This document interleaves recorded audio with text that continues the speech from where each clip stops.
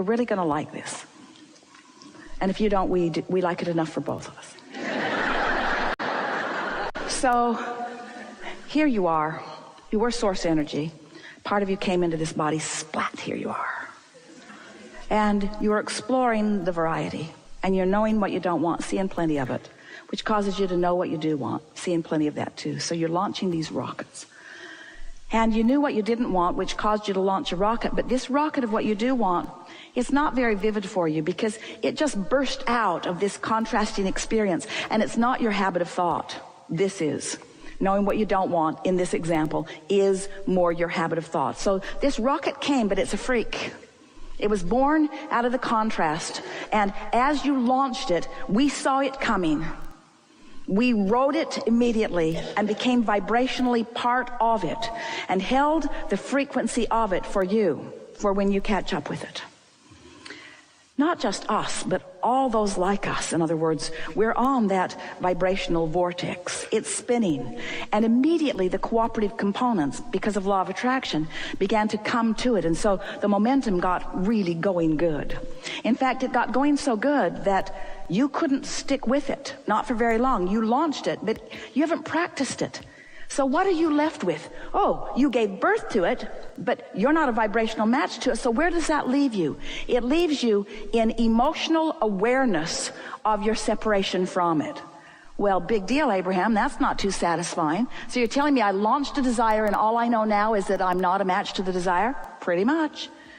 But that's worth knowing everything, because if you know you launched it, if you know it's yours, if you know source energy is focused upon it, if you know source energy is holding the signal of it, then even though you're not a vibrational match to it right now, that doesn't matter, because you have plenty of time. It's not going anywhere. You now know that you've launched the rocket. And so now you say, all right, I'll focus upon the fact that it does exist, even though it hasn't evidenced itself. I'll accept that it's in my vortex, even though my point of attraction hasn't allowed me to realize it yet.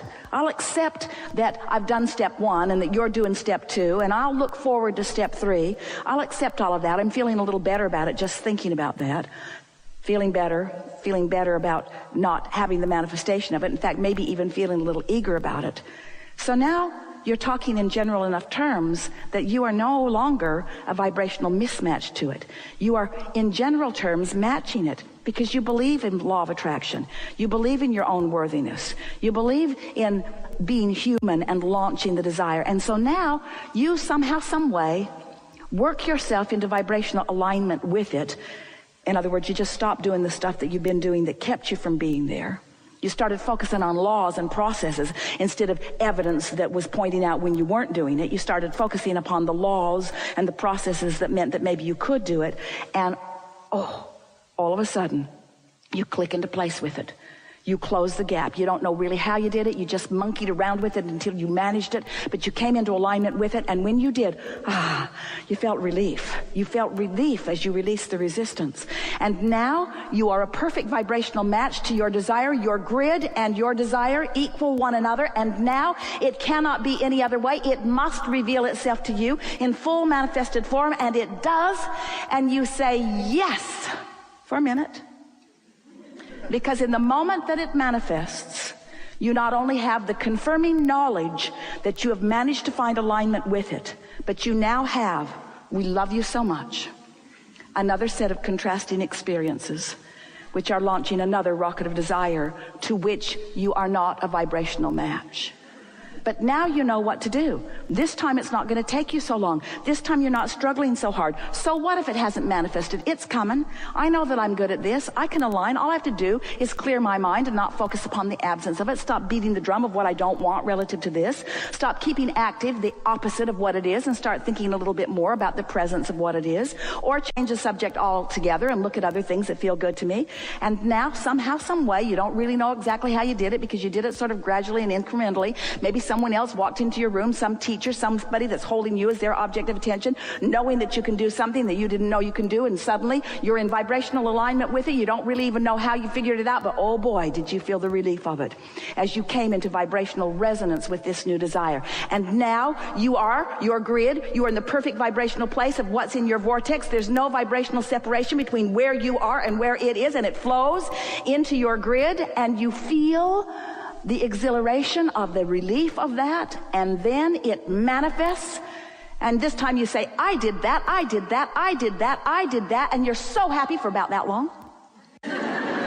And as it manifested, now here you stand with it, the manifestation of it, evidence of your vibrational alignment, and we love you so much, another set of contrasting experiences that cause you to launch another rocket of desire.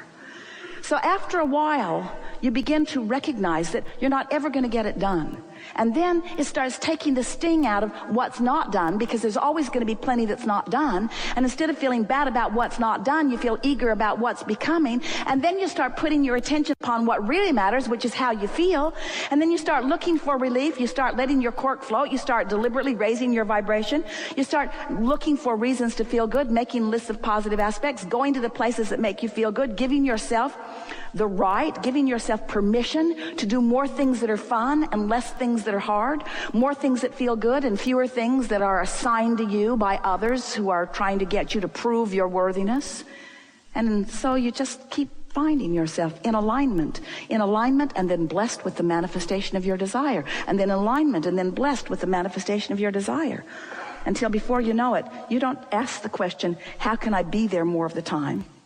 You just acknowledge, hey, I'm there mostly. And oh, every now and again, I get this fantastic piece of negative emotion that lets me know that I have some big expansion that I'm ready to come into vibrational alignment with. And then you begin managing your gap. That's really what this life experience is about. It's about how much endurance you've decided to assign to yourself. I'm going to endure my discord longer. And we say, why? And you say, because it makes me popular among other humans. They seem to like my suffering. And we say, if we were standing in your physical shoes, we'd suffer if we couldn't figure out how to do anything otherwise. But we'd be figuring out pretty quick how to relieve ourselves of the suffering of our own negative attention toward things that are a vibrational mismatch to the whole that we have become. You are the creators of your reality, and you came forth into these magnificent bodies with clear intent. And you knew that you would be exploring the contrast, and you knew that the contrast would inspire you to new heights. And you knew that that vortex would fill to the brim with all kinds of magnificent things, and that law of attraction would bring a synergy to it, and that the cooperative components would all be gathered. And you intended full well to be very speedily along the way to be one of those cooperative components. And you knew that you would have guidance within you that would let you know how much cooperation you were giving to this cooperative vortex. You knew that your emotions would tell you where you are, and it was your full intention to follow the thoughts that felt the best, knowing that life would just keep causing and expanding you, and that the fun of life causing and expanding you is to consciously keep up with that expansion. To consciously keep up with your expansion. That's what life is all about, you see. Not one of you said, I'll pay the price, I'll go forth and suffer, I'll turn the world around, I'll help point out the errors of their ways, I'll make the world a better place. Every one of you said, I'll go forth and I'll carve out my individual and powerfully important impression of what would be an improvement. And then I will punctuate it by aligning with my idea and allowing the evidence of it to actualize in my experience. That's what this expanding universe is all about. Here's the biggest piece that we want you to hear. We so want you to hear this. Stop beating up on yourself and make peace with negative emotion. All of you, we want so much for you to make peace with the glorious guidance system that you have within you. Make peace with negative emotion. Make peace with it. Make peace with it. You could not know a level of pain if it were not for a level of desire. Jerry said that to Esther. She talks to him nearly every morning. She talks to him all day, but she was specifically reaching for some relief from her discomfort right after he made his transition. And he said something so powerful to her. He said, you could not feel this level of despair if it were not for the powerful love that you feel for me. That's really something to think about, isn't it? If that love were not there, the pinching off of it wouldn't hurt. So that's why we want you to make peace with that feeling of the pinching off of it, because the pinching off of it means that there's something that you could turn immediately toward if you just would accept that you're vibrational beings. We don't see you at your radio dial grimacing about the broadcast point of view of those stations that are out there. You just tune your dial to something that is pleasing to you. And that's all that deliberate creation is. It's tuning your dial to something that is pleasing to you. But you can't tune your dial to something that pleases you if you're beating up on yourself for it taking too long, or if you're beating up on yourself for not having tuned it, you say. How can I hold myself always in alignment? You can't. How can I never feel negative emotion? You can't. You know, that's like saying, how can I get more answers? And you know what the answer to that is? Ask more questions. Ooh, didn't see that coming. I like the answer part. I don't like the question part. And we say, that's what you signed on for when you decided to come into this contrasting environment. You knew that without exposure to life that would pose the question within you, there could not be that expanding answer. The basis of your life experience is freedom. You're so free you can choose bondage. Your objective is joy, alignment, joy, alignment, joy. And the result is expansion. But even if you don't accomplish your quest of joy, expansion still occurs. But joyous expansion was your intention. Joyous expansion, not just expansion. You said, I want the contrast, but I want alignment. And I want conscious awareness of expansion. Conscious awareness. Because what fun it is to identify that you want something and know that you're nowhere near it vibrationally. And then to deliberately focus on things until you can feel yourself coming into alignment better and better and better and better and better. Isn't it a lovely thing when we say you are the creator of your own experience? The contrast was when you put it there. Source answered it. It's you that allows the ideas to come, that allows the rendezvous to occur, that allows the details of the unfolding. When you watch the athletes, aren't they usually in their head getting ready to be ready? They know their bodies will do what they've trained their bodies to do, but that's not what makes the difference between the masters and the mediocre. It's the alignment. It's the tuning themselves to the frequency. And the nice thing is, in moments like this, where you actually do raise your vibration as you are doing, and you are finding vibrational alignment, then in the days that unfold following this, you'll have conscious awareness of the work that was actually accomplished. And of course, you don't need us for this. You can do it all day, every day. The easiest way to bring yourself into readily alignment is through meditation. Because when you quiet your mind, you stop thought. When you stop thought, you stop resistant thought. And when you stop resistant thought, your vibration raises.